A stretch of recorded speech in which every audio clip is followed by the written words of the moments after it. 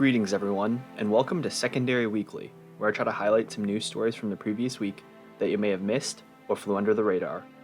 If you're interested, all sources and other information will be listed in the description. Now, onto this week's stories. As many countries begin to vaccinate their populations en masse, some countries, particularly those that are still developing, are lagging behind noticeably. Africa has seen a severe shortage of vaccines.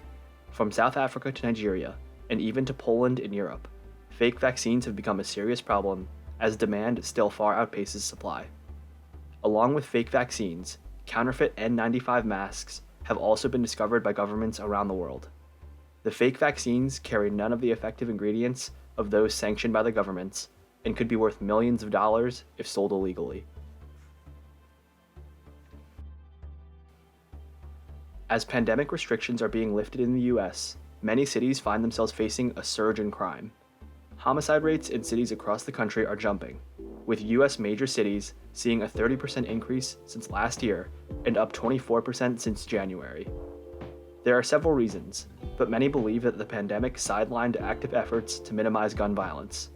Similarly, the pandemic occupied city leadership and took on a far more pressing tone, allowing for some crime to go unchecked. Some are concerned that more people congregating as they travel will lead to more conflict. In stark contrast to the past year, a report by the Wall Street Journal covers a new rise in workers quitting their jobs. Instead of the mass closures and layoffs that have marked the pandemic, the rate of workers voluntarily leaving jobs was at its highest point in 20 years in April. The newfound labor shortage caused by the economic rebound this spring has created a pool of jobs for workers who want to seek higher paying and more satisfying jobs or simply make a career change. The turnover is seen as a good sign by labor economists, as people gravitate to jobs that better serve themselves and their companies. Nearly 90% of Japan's energy is sourced from fossil fuels. In an effort to eliminate carbon emissions by 2050, the country is turning to hydrogen as a major source of energy. Hydrogen will serve as a final component of a renewable revolution alongside solar and wind power. Investing in hydrogen has several advantages environmentally, economically, and politically. Backed by hundreds of millions of dollars of private and public research, Japan hopes to have 10% of its power sourced from hydrogen by 2050. Now I will wrap up with Highly Curious. NASA has released the first images of its SLS mega rocket. Standing 212 feet tall, the rocket is taller than the Statue of Liberty and will eventually be carrying astronauts back to the moon. Scientists have discovered that a massive landslide was the culprit behind a severe and sudden flood in India in February that ultimately took the lives of 200 people.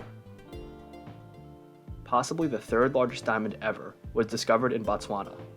The nearly half-pound diamond could be worth up to $50 million. WISA Woodsat will become the first wooden satellite launched into space. This small, 2.2-pound satellite is designed to assess the durability of the specialized plywood in the vacuum of space. Using an enzyme found in red blood cells, researchers at Worcester Polytechnic Institute have created a type of concrete that can self-heal, automatically filling in cracks that may form in the surface. And finally, check out this video by The Economist that discusses cryptocurrency, why it cannot be considered money, and its place in the future. And that's all for this week. Let me know down in the comments which story you guys thought was the most interesting, or if there's anything you think that I missed. If you guys enjoyed the video, it would be awesome if you could like and subscribe. I really do appreciate all the support. And of course, make sure to have a great week.